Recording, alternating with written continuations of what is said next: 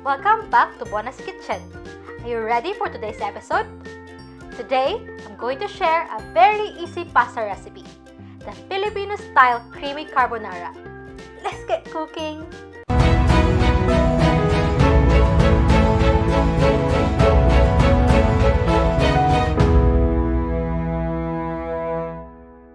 We will need 300 grams of spaghetti, 500 ml of double cream or all-purpose cream, 300 grams of bacon, half cup of grated cheddar cheese, 100 grams of button mushrooms, 1 onion diced, fresh parsley for garnish, parmesan cheese for toppings, 5 cloves of garlic, salt and pepper to taste. You can also check all these ingredients in the description below.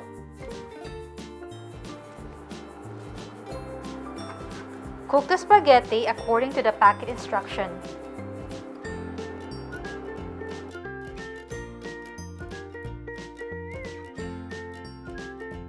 Once it's cooked, drain it and set aside. In a pan over medium heat, add the bacon,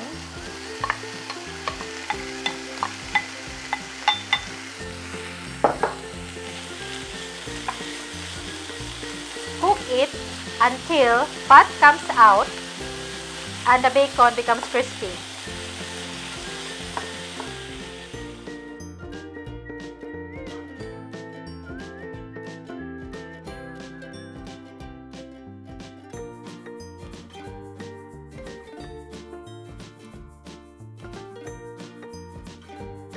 Once it's already crispy, remove the bacon from the pan and drain the excess oil. In a pan, heat a tablespoon of the leftover bacon fat. Then, saute garlic,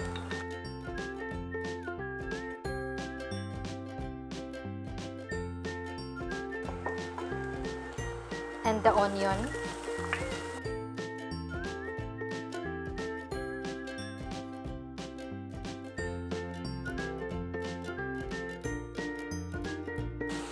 Then add the mushrooms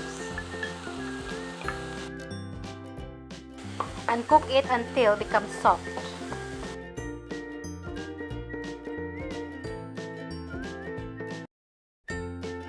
Then add the cream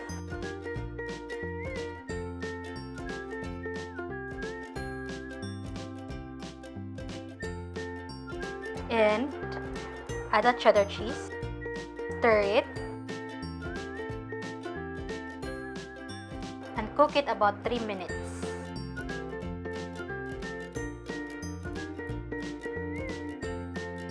Add some pepper to taste and also salt to taste.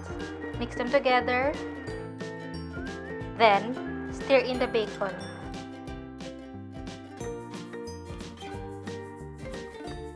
Now, pour the sauce over the spaghetti.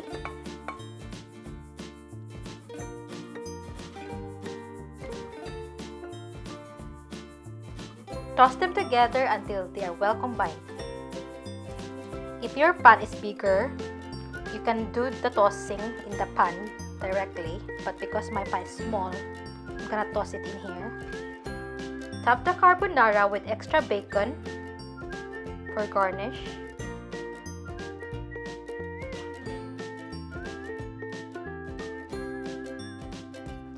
And parmesan cheese.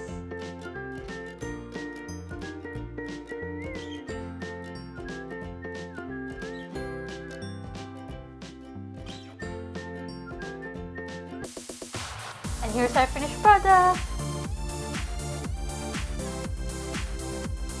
This creamy carbonara is so delicious and perfect for dinner or even party.